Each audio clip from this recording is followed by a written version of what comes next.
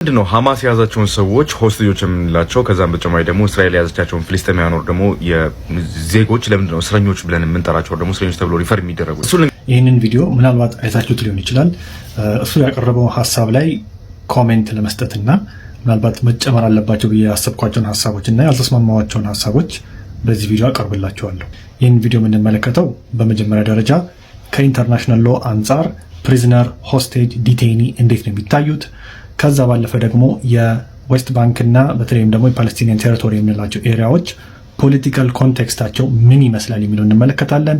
ፋይናሊ ሚዲያ ፍሬሚንግ በእንደዚህ አይነት ግጭቶች በእንደዚህ አይነት ኮንፍሊክቶች ላይ እንዴት ነው ነገሮችን የሚዘግቡት እና ደግሞ ለእኛ የሚያቀርቡልን የሚለውን ለመመልከት እንሞክራለን። በመጀመሪያ ደረጃ ሀይላብ የጠቀሳቸውን ፕሪዝነር ኦፍ ዋር እና ሆስቴጅ ክላሪፋይ ለማድረግ እንሞክር። ፕሪዝነር ማለት ማንኛውም አይነት ዶሜስቲክ የሆነ ወንጀል የፈጸመ ሰው በዲው ፕሮሰስ ውስጥ አልፎ ፍርድ ቤት ፍርድ ፈርዶበት ሲታሰር ፕሪዝነር እንለዋለን። ፕሪዝነር ኦፍ ዋር ሲባል ግን የአንድ ኢንተርናሽናል ኮንፍሊክት ላይ ሁለት ቡድኖች አንደኛው የሌላኛውን ወታደር ሲማርክና ወደ ሲያስረው ፕሪዝነር ኦፍ ዋር ተብሎ ይጠራል። እነዚህ ሰዎች ወንጀል ስለፈጸሙ ሳይሆን የተቃራኒው ቡድን ወታደር ከመሆናቸው አንጻር ቢለቀቁ መልሰው ሪግሩፕ አድርገው ያጠቁናል ከሚል የተነሳ ሀሳብ ስለሆነ ይታሰራሉ። ይህ ግን በጄኔቫ ኮንቬንሽን ስትሪክት የሆኑ ጋይድላይኖች አሉት። በመጀመሪያ ደረጃ እነዚህ ሰዎች ሰብአዊ በሆነ ሁኔታ መጠበቅ አለባቸው። ሁለተኛ ሕክምና የሚያስፈልጋቸው ከሆነ ሕክምና ሊሰጣቸው ይገባል። ከዛ ባለፈ ደግሞ ጦርነቱ ሲያልቅ ሪፔትሪየትድ መሆን አለባቸው፣ ማለትም ወደ ሀገራቸው እንዲመለሱ ይፈቀድላቸዋል። እነዚህ ወንጀል ስለፈጸሙ ሳይሆን ጀስት ቢኮዝ የሌላኛው የተቃራኒ ቡድን ተዋጊ ስለሆኑ የሚያዙት። በመጨረሻ ሆስቴጅ የሚለውን ደግሞ ስንመለከት ሆስቴጅ ታጋች ማለት ነው። ኦኬ፣ ሆስቴጅ የሚያዙት በዋነኝነት የሆነ አይነት ግብ ለማሳካት ነው። ፕሪዝነር ኦፍ ዋሮች ቅድም እንደጠቀስኩት የሚያዙት የቀድሞ ቡድናቸውን ተቀላቅለው መልሰው እንዳያጠቁ ነው። ሆስቴጅ ግን ሲያዝ ሲቪሊያንም ሆነ ተዋጊ የሚያዝበት ዋና ዓላማው አንደኛ ፋይናንሻል ኮምፐንሴሽን ሊሆን ይችላል፣ ራንሰም የሚባለው ወይም ደግሞ የሆነ አይነት ክፍያ እንዲገኝ ነው። ሌላኛው ደግሞ የሚያዝበት ምክንያት ፖለቲካል አጀንዳ ወይ የሆነ አይነት ፖለቲካል ዓላማን ለማሳካት ተብሎ የሚያዝ ነው። ይሄ በኢንተርናሽናል ሎ ሲታይ ኮምፕሊትሊ ኢሊጋል ነው፣ አይፈቀድም፣ ክልክል ነው እና እሱ ካነሳው ሀሳብ ኮምፕሊትሊ የመስማማበት በኢንተርናሽናል ሎ አንጻር ሐማስ የያዛቸው የእስራኤል ታጋቾች ሆስቴጆች ናቸው። በሆስቴጅ በሚለው ካቴጎሪ ውስጥ ነው የሚካተቱት። እስራኤል ግን የያዘቻቸው የፍልስጤማውያን በየትኛው ካቴጎሪ ሲካተታሉ የሚለውን ስንመለከት ሌላ ዲቴንሽን የተባለ ኮንሴፕት እናወራለን። ዲቴኒ የሚባል ኮንሴፕት እናወራለን። ዲቴኒዎች በኢንተርናሽናል ሎ ካይንድ ኦፍ ግሬ ኤሪያ ላይ ሊወድቅ ይችላል። ቢካዝ አንዳንድ ጊዜ ተቀባይነት ያለው ጄኔቫ ኮንቬንሽን የሚከተል ሊሆን ይችላል። አንዳንድ ጊዜ ደግሞ አቢዩዝ ይደረጋል። ሊጋል ወይ ደግሞ የሚፈቀዱት አይነት ዲቴንሽኖች ስንመለከት ለምሳሌ አንድ ሀገር ውስጥ ኢሊጋሊ ወይ በህገወጥ መንገድ ገብቶ የሚኖር ሰው የዛ ሀገር መንግስት ኢሚግሬሽን ያን ነገር ካወቀ በኋላ ያንን ሰው ከዛ ሀገር ለቆ እስከሚወጣ ድረስ ለተወሰነ ጊዜ ዲቴን ያደርገዋል ወይ ያስረዋል። ያ አይነት ዲቴንሽን ሊጋል የምንለው አይነት ዲቴንሽን ይሆናል።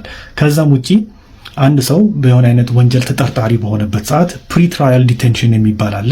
ፕሪትራያል ዲቴንሽን ማለት አስቀድሞ ፍርድ ቤት ከመቅረቡ በፊት የሚታሰርበት ጊዜ ፕሪትራያል ዲቴንሽን እንለዋለን። ከነዚህ ውጪ ግን አቢዩዝ የተደረገባቸውን ሲቹዌሽኖች ስንመለከት በመጀመሪያ ደረጃ የምናነሳው አዛን ኤግዛምፕል የጓንታናሞ ቤ ዲቴንሽን ነው።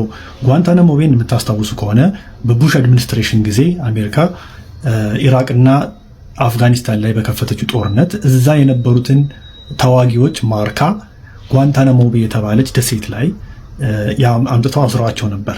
ጓንታናሞ ቤ የምትገኘው ወደ ኪዩባ አካባቢ ነው።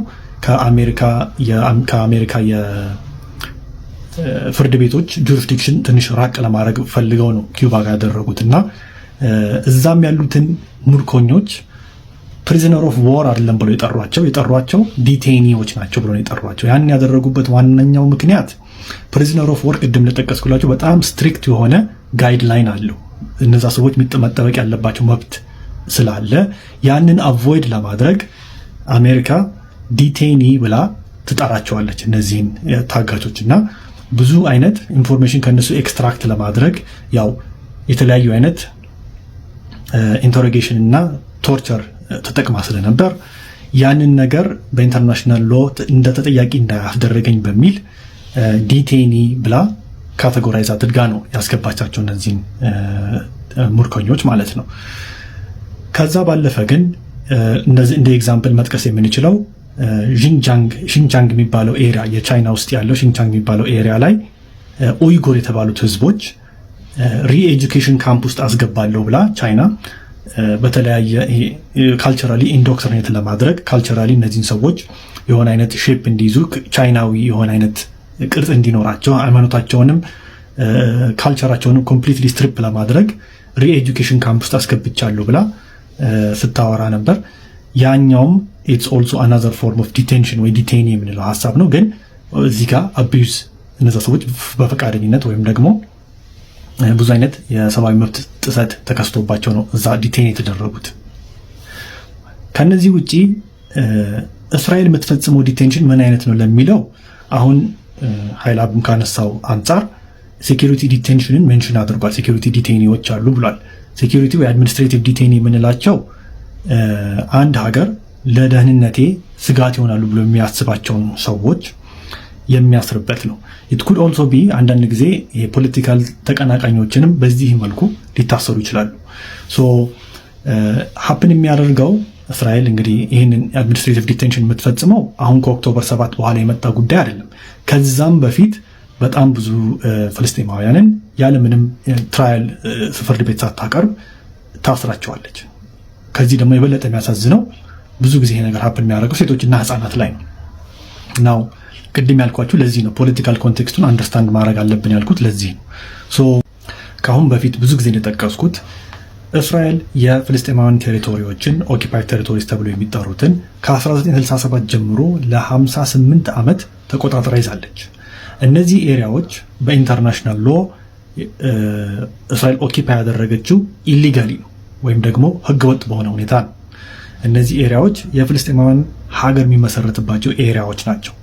ሶ በተለይም ደግሞ በዌስት ባንክ ካሁን በፊት ያው ጋዛ ላይ ሴትልመንት ፕሮግራም ተሞክሮ አልተሳካም። ግን ዌስት ባንክ ላይ የራሷን ዜጎች እያመጣች እስራኤል ማስፈር ከጀመረች ቆይታለች እና እነዚህ ሰፈራ ፕሮግራሞች ራሱ በዓለም አቀፍ ደረጃ ህገወጥ ናቸው። ምክንያቱም አንድ ወራሪ ኃይል የራሱን ዜጋ አምጥቶ የተወረረውን ህዝብ እያፈናቀለ ሴትልመንት ፕሮግራም ወይ ሰፈራ ፕሮግራም ማከናወን አይችልም በዓለም አቀፍ ህግ ደረጃ። ስለዚህ ይህንን ነገር ኦልሬዲ ትፈጽማለች። ከዚህ አልፎ እነዛ ሰፈራ ፕሮግራሞች ውስጥ የሚኖሩት እስራኤላዊ ዜጎች የሚተዳደሩት በሲቪል ሎ ነው። እንደፈለጉ መንቀሳቀስ ይችላሉ።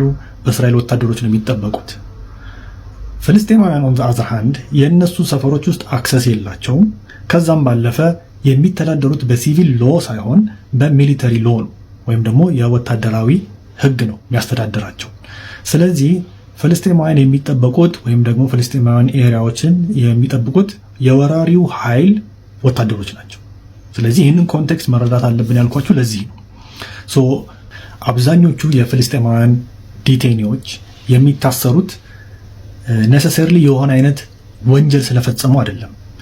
እንዳልኳችሁ በሚሊተሪ ሎ ውስጥ እየተዳደሩ ስለሆነ አንድ እስራኤላዊ ወታደርን አንድ ፍልስጤማዊ በመጥፎ አይን ራሱ ካየ ያ እስራኤላዊ ወታደር ማሰር ይችላል እነዛን ፍልስጤማውያን ያለምንም ተጠያቂነት ማለት ነው። በአብዛኛው ጊዜ ግን ህፃናት ላይ ሀፕን የሚያደርገው ይሄ ነገር ሰፋሪዎች ላይ ድንጋይ ወርውሯቸዋል በሚል አሊጌሽን ነው። አብዛኞቹ ኢንተሮጌት ይደረጋሉ ያለምንም ወላጅ ወይም ደግሞ ጠበቃ ፕሬዘንት ነው ኢንተሮጌት የሚደረጉት። አብዛኞቹ ማስፈራሪያ ይደርስባቸዋል። ቤተሰቦቻችሁን እናጠቃለን ወይ ቤተሰቦቻችሁ የሚሰሩበት ስራ እንዲባረሩ እናደርጋለን ወይ ደግሞ እነሱ ራሳቸው ላይ የሆነ አይነት ጥቃት እናደርሳለን የሚል አይነት ማስፈራሪያና ዛቻ እየቀረበባቸው ስለ ሰፈሯቸው ኢንፎርሜሽን እንዲያወጡ ነው የሚገደዱት። እነዚህ ልጆች ከቤተሰቦቻቸው የሚለዩት ራሱ በሌሊት መጥተው ወታደሮቹ በርግደው ገብተው ከቤተሰቦቻቸው ነጥለው የሚያወጧቸው። ቤተሰቦቻቸው ለወራት አክሰስ አያደርጓቸውም፣ የት እንደገቡም አይታወቅም፣ ፍርድ ቤትም ሞስት ኦፍ ዘም አይቀርቡም። እና በዚህ አይነት ወይ ነው እስራኤል ይሄ ዲቴንሽኗን ኮንዳክት ስታደርግ የነበረው በፊትም። አሁን ኦክቶበር 7 በኋላ ደግሞ ጭራሽ ነው የባሰው። ስለዚህ አብዛኞቹ እስራኤል የያዘቻቸው ፍልስጤማውያን ኮምባታንት ወይ ደግሞ የሐማስ ፋይተሮች ከነበሩ POW ወይ ፕሪዝነር ኦፍ ዋር በሚለው ሊያዙ ይችላሉ። ከዛ ውጭ ያሉት ግን ሲቪሊያኖች አድሚኒስትሬቲቭ ዲቴንሽን ውስጥ ነበሩ። ስለዚህ ዲቴይኒ ነው የምንላቸው እንጂ ፕሪዝነር ልንላቸው አንችልም። በሁለተኛ ደረጃ እንደዚህ ቃላቶችን ተጠቅሞ የተለያየ አይነት ትርጓሜ ለመስጠት ሲፈለግ ሚዲያ ፍሬሚንግ የተባለውን ኮንሴፕት መርሳት የለብንም።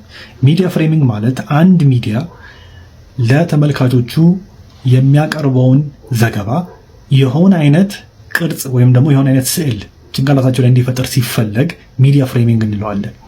ሶ ሞስት ዌስተርን ሚዲያዎች ለእስራኤል ባያስ ስለነበራቸው ስፔሻሊ ጦርነቱ በጀመረበት ሰዓት ላይ ለእስራኤል ከፍተኛ ባያስ ስለነበራቸው ይሄ ከድሮም የሚያደርጉት ነገር ነው።